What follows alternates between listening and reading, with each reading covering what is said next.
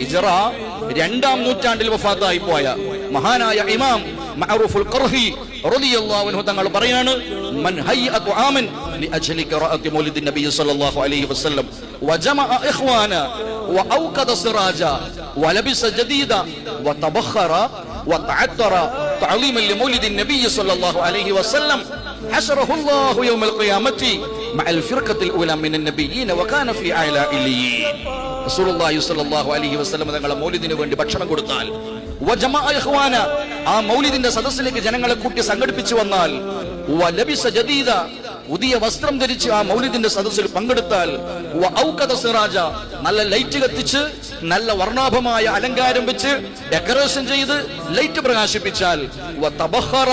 വതഅത്തറ നല്ല ബഹൂർ പുകയിച്ച് നല്ല സുഗന്ധം പൂശി തഅദീമൻ ലിമൗലിദിൻ നബി സ്വല്ലല്ലാഹു അലൈഹി വസല്ലം നബി സ്വല്ലല്ലാഹു അലൈഹി വസല്ലം തങ്ങളുടെ അപദാനങ്ങൾ പാടുകയും പറയുകയും ചെയ്താൽ